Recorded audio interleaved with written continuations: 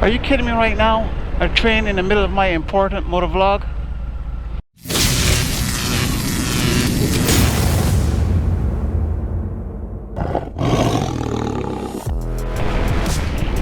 What's up, squids? Welcome back to the channel. Welcome back to another vlog. This is not a review because I don't actually have the GoPro. This is just my thoughts and opinions on the GoPro. I hope you appreciate that. And that being said, if you do, if you don't mind, if you found value, entertainment, or whatever in this video, please smash that like button. If you care to, a subscribe would be nice. It does help the channel, believe that or not. Your likes and all that helps the channel. Anyway, let's get right into it. Should you get the GoPro 12? My answer right off the bat would be hell to the yeah. Now, I would not have said that about the GoPro 11 because the GoPro 11 wasn't really that much to scream about to begin with. But the GoPro 12 really is. I'll give you some features that I like so far. That is the Bluetooth. The fact that you could connect your Cardo or whatever communication system you run, or if you just have a regular Bluetooth headset or microphone, like what do you call that, Beats or whatever, you could connect it to your GoPro and you could use those voice commands to turn off or on the GoPro without having to use the remote control. If let's say you forgot your remote control at home, you can use your Beats or whatever Cardo or whatever you have to communicate with your GoPro 12 and activate it on or off. That is one feature I think motovloggers will appreciate. The next one, you don't have to have these bulky cables anymore coming out of your GoPro if you don't want to. If you have the Cardo system, you can connect your microphone and you could also voice record to your GoPro 12 using your Cardo or whatever Bluetooth microphone you have. That is a pretty awesome feature that they have there. Another awesome feature is the battery life. You get a little bit more battery life out of the GoPro. Another feature that I don't so much use myself is lens mods. Now they have some lens mods that you can use to get like a wider view. Like I think that gives you either 170 or 175 radius view. I don't really so much like those views because I think it starts to get too fish eye. So I personally don't use it, but if that's something you like, why not go for it? Those are two of the features I like so far. Another feature that they have is the horizon leveling. You know, when you turn left or turn right, your horizon stays the same no matter how you turn. I personally don't use that feature for motovlogging, but I'm sure a lot of other people that do other vlogging, like car vlogging or whatever, in their cars would appreciate that when they're turning corners. I personally don't use that because I want you to feel immersed in my video. When I lean, I want you to feel my lean. If I lean left, I lean right, I want you to feel that immersion. Is that even a word? Immersion? I want you to feel that feeling when I make my turns. And I don't think you get that with horizon lock.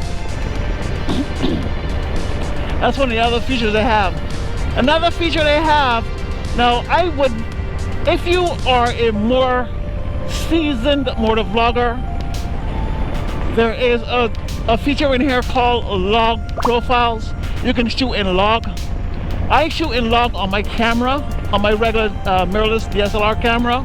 I wouldn't personally shoot in log on these GoPros because I use these for action motovlogging only. When I get off the bike, I use a DSLR. So that for me is not such a big deal because I already found a nice spot where I like to color grade already for the GoPros I already have.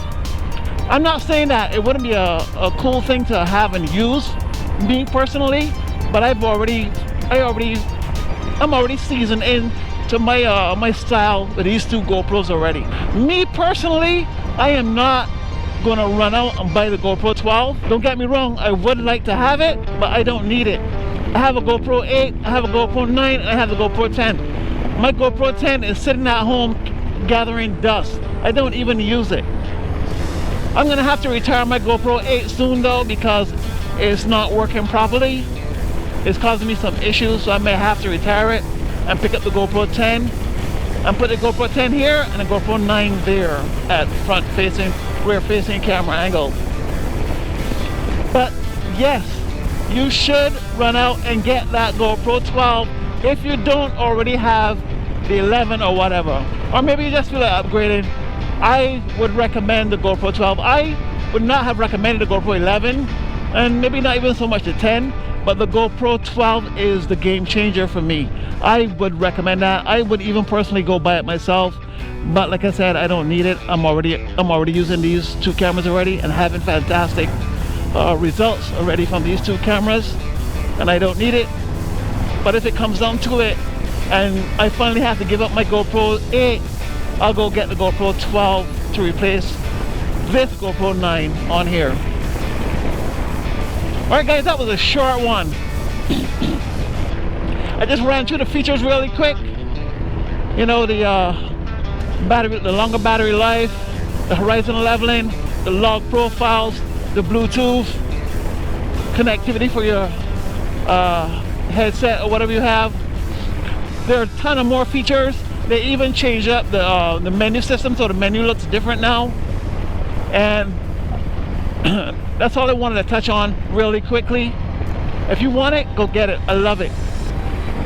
Alright guys, that's a quick one for me. If you made it this far into the video, as always, I appreciate you, man.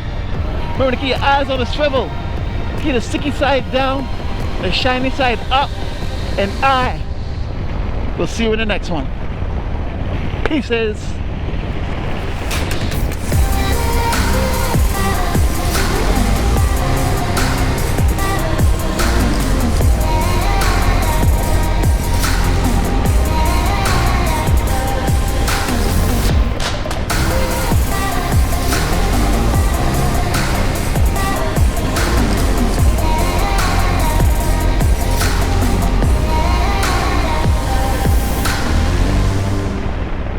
So my car isn't working. It looks like I blew the head gasket on it, so now it looks like I have to run out and buy a car. But I don't want to buy a new car because I don't have money for that. So I'm gonna have to buy a used car. So there's a dealership over by me selling some used cars at not terrible prices. So I'm headed right now to go see what he has over here. I probably might buy something on Friday.